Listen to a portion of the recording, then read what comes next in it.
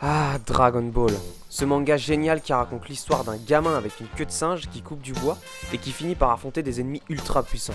Non mais sérieux, le charisme des personnages, les passages hilarants, tout est bien dans ce shonen. Même quand Piccolo et Sangoku passent le permis.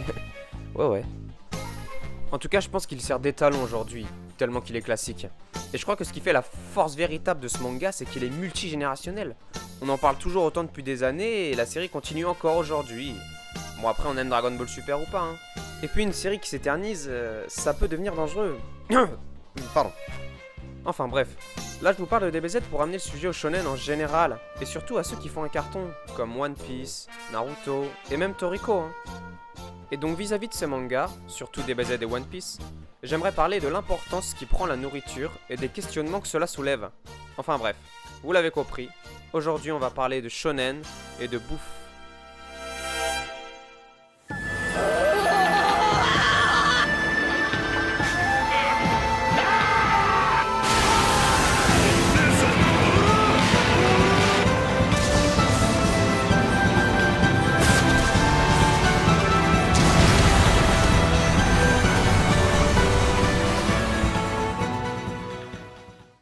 Avant d'analyser tout ça plus en détail, je tiens à remarquer que là où l'ère Dragon Ball se termine, l'ère One Piece commence.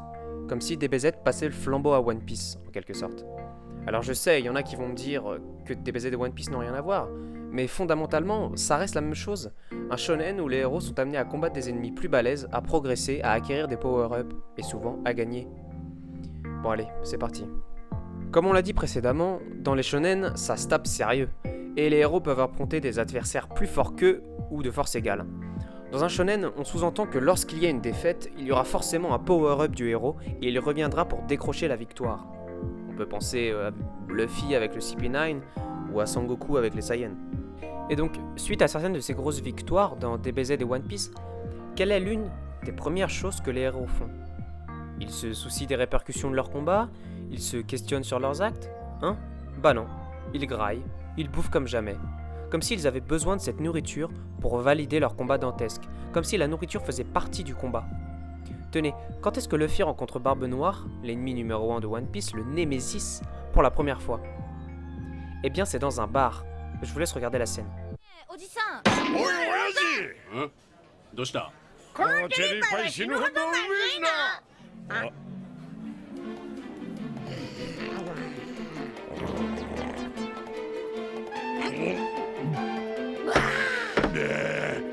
このドリンクは格別にまずいな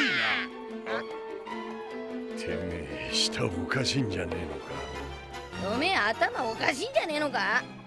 まあ俺はコックじゃねえからなんて言われてもいいんだがよ別になあおさん、俺肉50個お土産に。親父俺らチェリーパイ51個お土産にやっぱ俺の肉52個に。悪い俺のパイは53個だいや、肉は54個。パイ55個肉60個。パイ70個80個。100個なんだおめえやんのか。なんで喧嘩になってんだ。 Et ouais, vous l'avez vu, la première fois que les futurs deux antagonistes se rencontrent, ils se prennent la tête à cause de la bouffe, leurs goûts étant diamétralement opposés. Ce jeu de miroir, très en avance sur ce qui arrivera plus tard dans le manga, nous montre que c'est par la nourriture qu'est passée leur toute première confrontation. Et suite à leur divergence d'opinion, on les voit se concurrencer sur la nourriture, qui prendra le plus de bouffe. Je pense que c'est un combat moral et qui est le premier entre eux. Même si Luffy et Barbe Noire partagent le même rêve de devenir roi des pirates, leur manière d'être, de faire, de se comporter nous est déjà expliquée ici grâce à cette scène humoristique. Je peux aussi vous parler de Sanji et Zoro et leur concurrence, surtout dans l'ère pré-Shinsekai. Une des premières adversités entre les deux est encore liée à la bouffe. Ils s'organisent à un concours de chasse pour savoir qui va ramener le plus gros morceau de viande. Enfin bref, ça tourne encore autour de la bouffe, quoi. On peut retrouver ce genre de compétition culinaire dans Dragon Ball entre Vegeta et Sangoku. Enfin, les mecs passent carrément en Super Saiyajin pour 2 sushis. Enfin, on le sait, la concurrence entre les deux fait rage depuis des lustres, et ça peut s'exprimer tout aussi bien à travers la bouffe. Dans Toriko, des gens donnent leur vie pour la nourriture. Bon, après vous me direz que c'est normal, c'est au centre de l'intrigue. Mais en tout cas, avant l'arrivée de DBZ et de One Piece, très peu de mangas font de la nourriture l'intrigue principale. Aujourd'hui, on a plein de mangas qui s'en chargent. Shokugeki no Soma, par exemple. Je vais pas faire de rapport hasardeux, mais en fait, c'est comme si One Piece et DBZ avaient apporté des codes vis-à-vis de la nourriture dans l'œuvre. Il faut aussi rajouter que la nourriture est tellement importante pour certains personnages qu'elle passe même au-dessus des réels problèmes. Par exemple, ce passage où Luffy croit que ce que détient Doflamingo, c'est plein de morceaux de viande, alors qu'il s'agit quand même du fruit de Ace. Alors oui, Luffy ne le savait pas encore, mais le simple fait d'aborder ce sujet dans le manga pourrait quand même être tourné au drama. C'est quelque chose de super important pour Luffy. Eh ben non, la nourriture est encore utilisée comme moyen détourné pour faire rire. Au-delà de l'aspect humoristique, la nourriture est hyper importante pour les héros. Enfin, je veux dire, Luffy ne peut quasiment rien faire le ventre vide. Et aussi, rappelez-vous à Impel Down, suite à l'intervention d'Ivankov, Luffy est au bord de la mort et une quantité astronomique de nourriture lui permet de survivre.